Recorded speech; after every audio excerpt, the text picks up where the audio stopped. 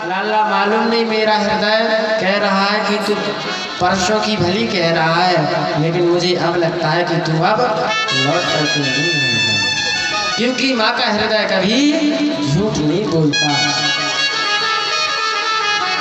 मैया ने रोते हुए अपने कन्हैया को विदा किया, गोपियों ने रोका। सुखदेव जी महाराज कहते हैं जिस दिन हमारे कन्हैया ने वृंदावन को छोड़ा तो वृंदावन में बांसुरी को भी छोड़ दिया।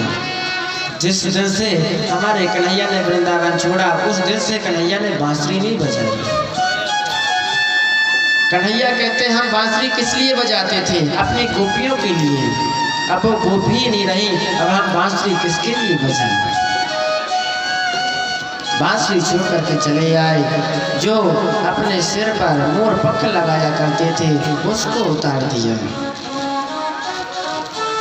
सुखदेव जी महाराज कहते कन्हैया 11 वर्षों तक वृंदावन रहे, तो 11 वर्षों तक हमारे कन्हैया ने अपने पैरों में जूता चप्पल नहीं पहने।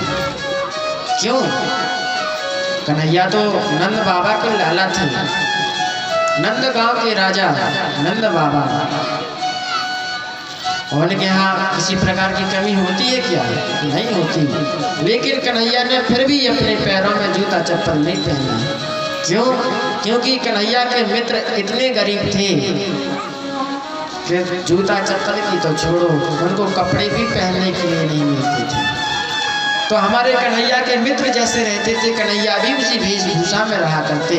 कहीं ऐसा ना हो कि हमारे मित्रों को ये लगे कि ये बड़े बाप का लड़का है इसलिए शान शौकत से अच्छे कपड़े पहनता।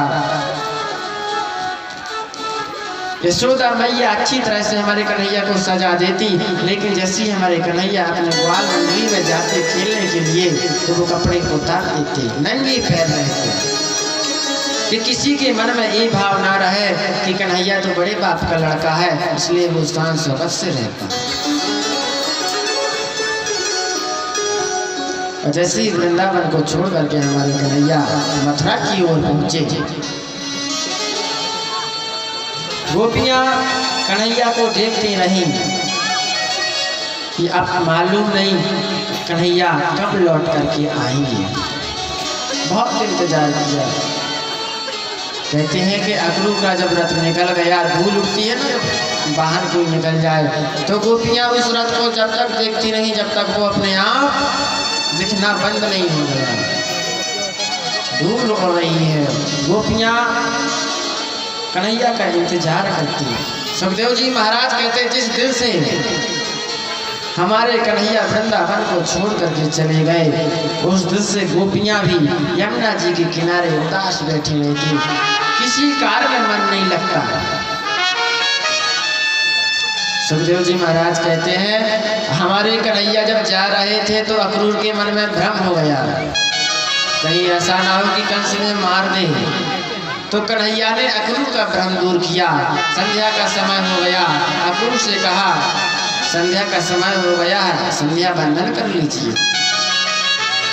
अक्रूर जी ने यमुना जी में प्रवेश किया, स्नान किया, डुबकी लगाई, और जैसे ही डुबकी लगाई तो यमुना जी में कन्हैया को देखा।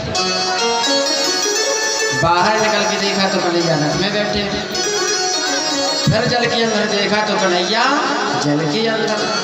यानी कि कन्हैया ने बताना चाहते हैं कि आप क्यों डरते हो, मैं परमात्मा हूँ। अरे कैसे मुझे क्या मारेगा? अक्रूर के मन का जो भ्रम था वो दूर हुआ।